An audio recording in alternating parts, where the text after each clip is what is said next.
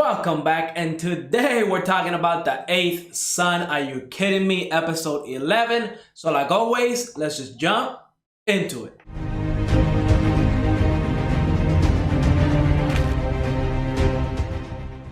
So episode 11 is setting up the season finale quite nicely. It's gonna go down 100% in the next episode. And honestly, with one episode left, I really do hope we get a season 2. But let's break this episode down because it was definitely a lot of setup for the future. Now, it opened up with pretty much Brantag explaining to Will how the capital and the king and stuff like that, they want Kurt gone because, you know, he has a huge plot of land, underdeveloped land that he can't really do anything with, and since Will has the capital, the money, and the relationships with all the other nobles and stuff like that, he can actually make something out of that land to the point where everybody's gonna be making money. It's gonna probably become make the kingdom a lot richer and stuff like that. So yeah, the kingdom and the capital and the king and all those nobles up there decided Kurt has to go. Now, the big thing that happened is Will actually decided that he is going to become the Lord, right? Because the village chief, we see he's spreading, you know, rumors, or not rumors because it's a fact. If Will were to take over the lordship, the whole land is going to be a lot better. So the village chief is not spreading any rumors at all. He's actually telling the truth.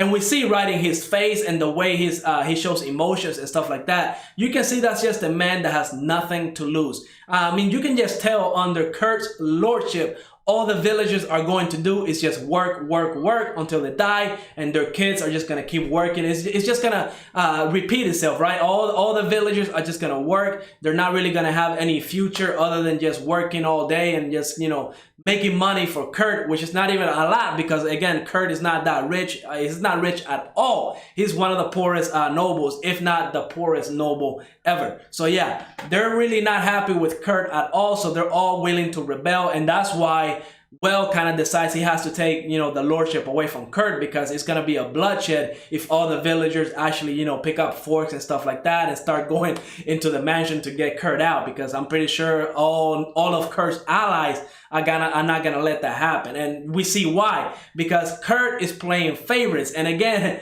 that's just the dumbest thing ever, right? Because if you start playing favorites in a land where not a lot of people have a lot of money and stuff like that, then all the villagers, all the people that are kind of poor, they have nothing to lose, and eventually they will cause that rebellion to happen, and that's what's happening to Kurt. Now, of course, Will being the main character and the way he thinks and stuff like that, he does not want any bloodshed. He actually wants to talk with Kurt, which that went horrible and stuff like that, because if he was to take the lordship, we see that Lady Amelia is probably gonna have to run away along with the kids, because the capital doesn't want any open rebellion again, right? They don't want like Kurt to be alive in case he returns later on, reclaiming his lordship and stuff like that. So they really want a clean solution to this. And honestly, the best thing is to just kill all of them. But of course, Will is not going to do that. He's actually setting up a place for Amelia and the kids to go to in the capital and be safe. And he took every single ally that Kurt had. He just took them away from him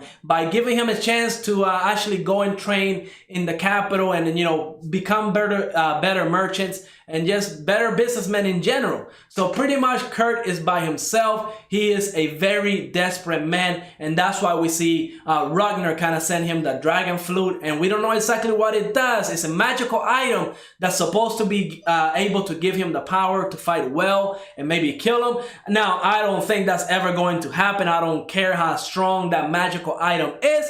It's not going to be nearly enough to actually hurt Will, I don't think. We're just gonna have to wait to see till the last episode.